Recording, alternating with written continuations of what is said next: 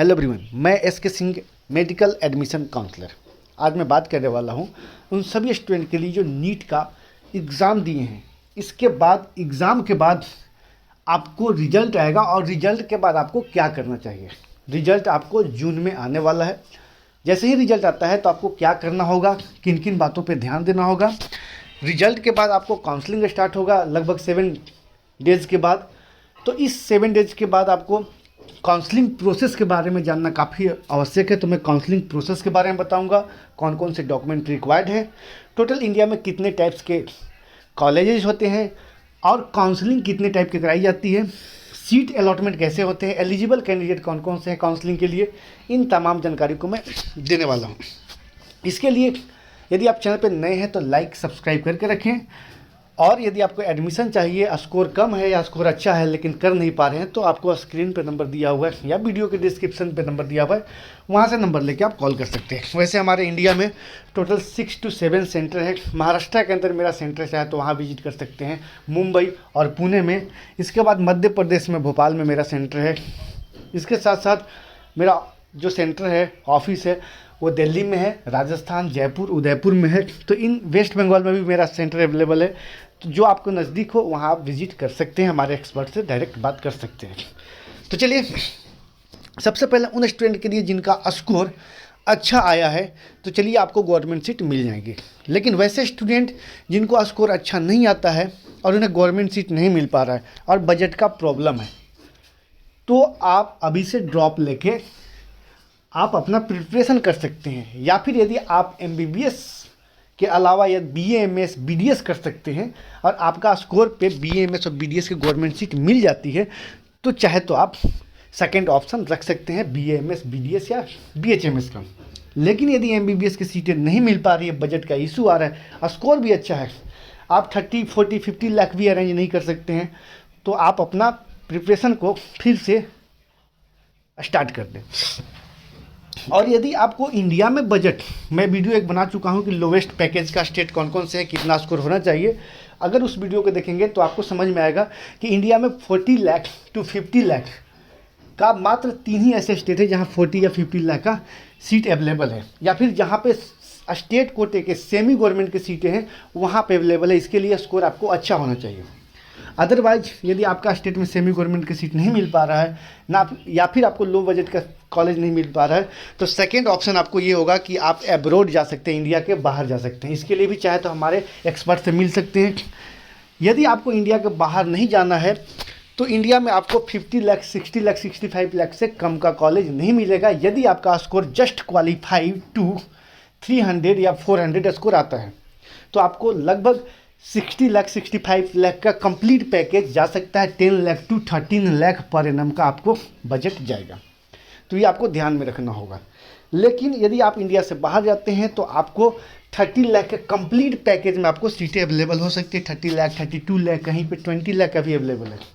या फिर यदि आप इंडिया के बाहर भी नहीं जाना चाहते हैं और आपके पास बजट का भी प्रॉब्लम है, तो या फिर आप अपना प्रिपरेशन को तैयार कीजिए, प्रिपरेशन फिर से कीजिए। नहीं तो आप BA MS BHMS या फिर BDS का कोर्स कर सकते हैं। ये हो गया आपका सॉल्यूशन। अब हम बताते हैं कि इंडिया में काउंसलिंग कितने टाइप्स की होती है। टोटल 2 टाइप्स के हमारे इंडिया में काउंसलिंग होती है। एक होते हैं सेंट्रल लेवल काउंसलिंग, जिसका काउंसलिंग MCC कंडक्ट कराती है। इसका ऑफिशियल वेबसाइट होता है www.mcc.nic.in पे जाकर रजिस्ट्रेशन करना होता है। और दूसरा होता है स्टेट लेवल काउंसलिंग, जिसमें अलग अलग स्टेट अपना अपना स्टेट अथॉरिटी के द्वारा काउंसलिंग कराई जाती है। तो टोटल इंडिया में 2 टाइप से ही सीट अलॉट होगा, सीटें मिल सकती है, एक सेंट्रल लेवल काउंसलिंग के थ्रू और एक स्टेट लेवल के थ्रू। तो चलिए हम देखते हैं कि पार्टिसिपेटिंग इंस्टीट्यूट्स सेंट्रल लेवल में कौन कौन से इंस्टीट्यूट्स पार्टिसिपेट करते हैं और स्टेट में कौन कौन से इंस्टीट्यूट्स पार्टिसिपेट करते हैं। इंडिया में टोटल 3 टाइप्स के इंस्टीट्यूट्स हैं। पहला गवर्नमेंट इंस्टीट्यूट्स, दूसरा डीम्ड यूनिवर्सिटी और तीसरा प्राइवेट। वैसे तो हम सेंट्रल यूनिवर्सिटी को भी लेके चल सकते हैं, लेकिन वो भी एज ए गवर्नमेंट ही होते हैं, इसलिए गवर्नमेंट, डीम्ड यूनिवर्सिटी और प्राइवेट, ये टोटल 3 टाइप्स के इंस्टीट्यूट्स होते हैं।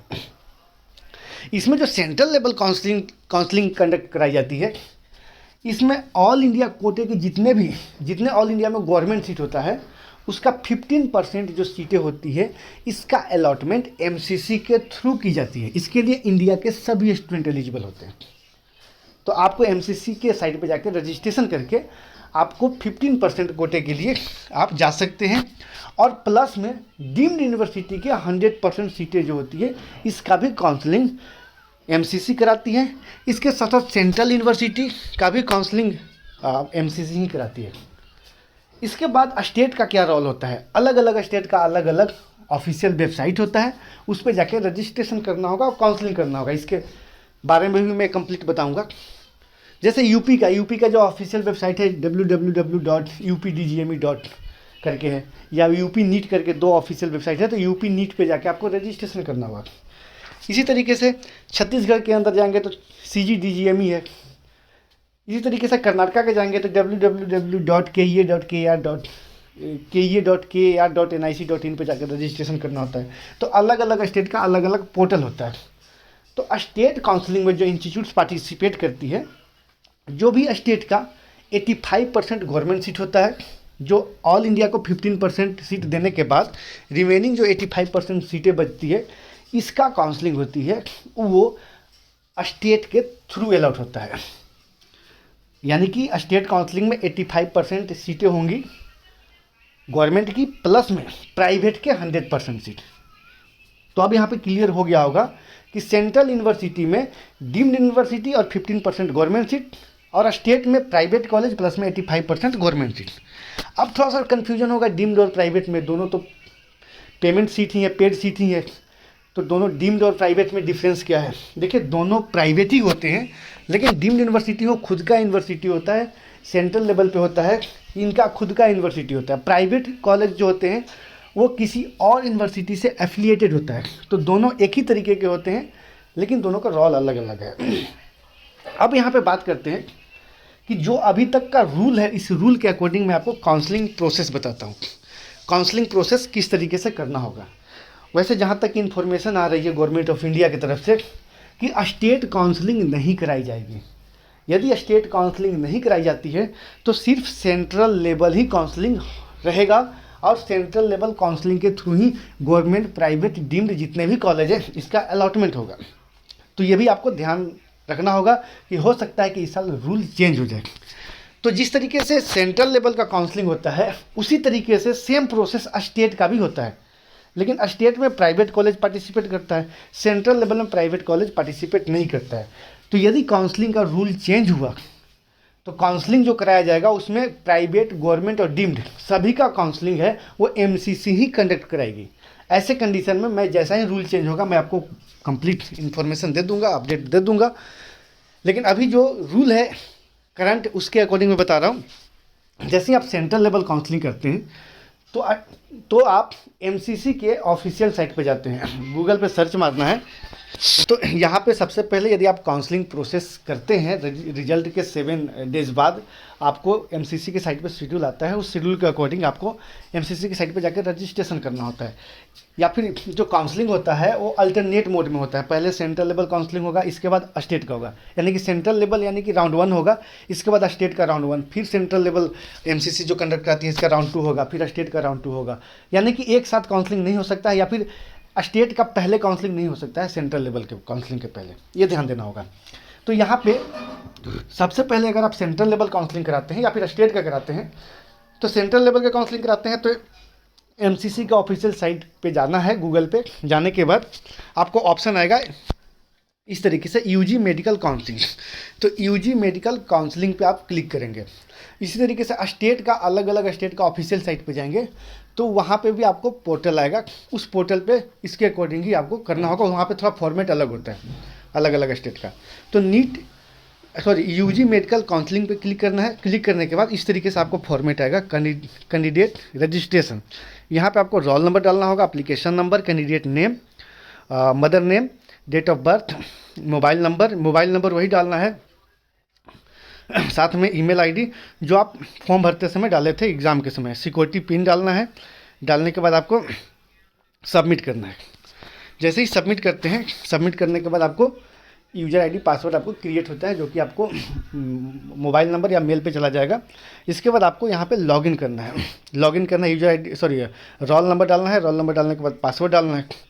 आप अगर पासवर्ड डालने के बाद आपका प्रोसेस स्टार्ट हो जाएगा काउंसलिंग से। यहाँ पे फिर आपको क्या करना होगा, जैसे ही अपने फर्स्ट जो आपको ऑप्शन होगा रजिस्ट्रेशन करना, सेकेंड आपको रजिस्ट्रेशन फ़ी पे करना होगा।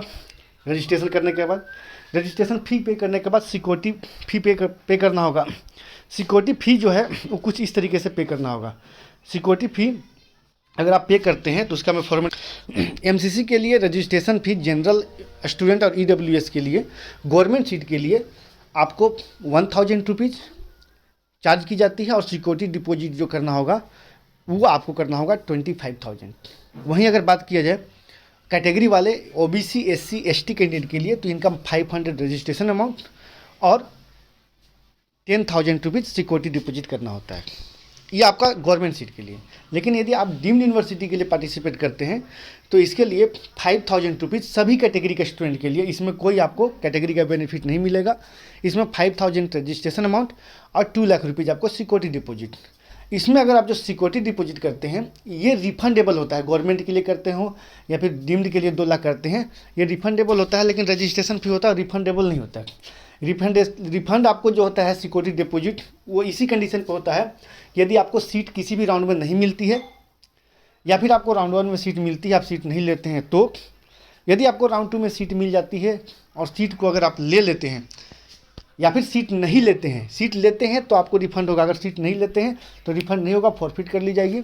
यदि आपको राउंड 2 में भी सीट नहीं मिला लेकिन मॉपअप में सीट मिलता है और उसे ज्वाइन नहीं करते, इस कंडीशन में भी आपको फॉरफिट कर ली जाएगी। ये रहेगा आपको रजिस्ट्रेशन अमाउंट, सिक्योरिटी फी। इसे डिपॉजिट करने के बाद आपको मेरिट लिस्ट जारी की जाएगी। मेरिट लिस्ट अलग अलग स्टेट का मेरिट लिस्ट या फिर सेंट्रल लेवल मेरिट लिस्ट जारी करती है। उससे आप देख पाएंगे कि आपके रैंक, आपके स्कोर के अकॉर्डिंग किस पोजीशन पे हैं। इसके बाद सीट मैट्रिक्स रिलीज की जाएगी। सीट मैट्रिक्स डीम्ड यूनिवर्सिटी का, गवर्नमेंट कॉलेज का या स्टेट में भी इसी तरीके से प्रोसेस होगा। सीट मैट्रिक्स आने के बाद आपको देखना होगा कि आपके कैटेगरी में या फिर जनरल कैटेगरी में कितने सीटें हैं, कौन कौन से कॉलेज में सीटें हैं, क्या आपको पॉसिबिलिटी है, आप किस पोजीशन पे अवेलेबल है, इसके अकॉर्डिंग आपको चॉइस फिल कर देना होगा। चॉइस फिल करते समय ध्यान देना होगा कि टॉप टू बॉटम, टॉप में आपको अच्छे कॉलेज डालना है और नीचे जैसे जैसे जाते रहेंगे वैसे वैसे कॉलेज का जो कॉलेज थोड़ा सा पुअर डाल सकते हैं। इसके बाद चॉइस फिलिंग कर दिए। चॉइस फिलिंग के बाद चॉइस लॉकिंग का ऑप्शन आता है। यदि आप एमसीसी के काउंसलिंग के दौरान चॉइस लॉकिंग करना भूल भी जाते हैं तो कोई प्रॉब्लम नहीं है, ये ऑटो लॉक हो जाता है। लेकिन कुछ कुछ स्टेट में ऑटो लॉक का फैसिलिटी नहीं होता है, कुछ ही स्टेट में ऑटो लॉक का फैसिलिटी होता है। तो स्टेट काउंसलिंग करेंगे तो ध्यान देना काफ़ी आवश्यक है। जैसे ही आपने चॉइस लॉकिंग किया, इसके 2 दिन के बाद, 1 दिन के बाद आपको रिजल्ट आएगा। रिजल्ट आएगा। यदि आपका रिजल्ट आएगा तो चलिए कॉन्ग्रेचुलेसन जिनको जिनको रिजल्ट आएगा। आपको रिजल्ट आने के बाद देखना होगा कि आपको कौन कौन से इंस्टीट्यूट्स अलॉट हुए हैं। अलॉटेड इंस्टीट्यूट्स में क्या आप रिपोर्ट करना चाहते हैं, क्या आपको इंस्टीट्यूट पसंद है, या फिर फ्री एग्जिट लेना चाहते हैं, या फिर आप अपग्रेड करना चाहते हैं, तो आपके पास 2-3 ऑप्शन होंगे। या फिर आप फ्री एग्जिट लेंगे, सीधे आप राउंड 2 में जाएंगे, इसमें कोई आपको चार्ज नहीं लगेगा। या फिर चाहे तो आप इस सीट को ज्वाइन करके आप राउंड 2 में अपग्रेड कर सकते हैं, यानी कि जो सीट मिला इसे ज्वाइन करना होगा। ज्वाइन करने के बाद राउंड 2 में आपको सिर्फ चॉइस फिलिंग करना होगा। यदि आपको राउंड 2 में हो सकता है कि इससे बेटर कॉलेज अपग्रेड हो जाए, ये रहा। या फिर थर्ड ऑप्शन आपके पास रहेगा कि आप उस सीट को ज्वाइन करके इसे फाइनल मान सकते हैं, इसके बाद आपको काउंसलिंग से बाहर हो जाएंगे। तो ये आपके पास ऑप्शन होंगे। तो आपको सीट मिला, कॉलेज को रिपोर्ट करना है। रिपोर्ट करने के लिए लगभग 1 वीक का समय मिलता है। इसके दौरान आपको रिपोर्ट करना होता है।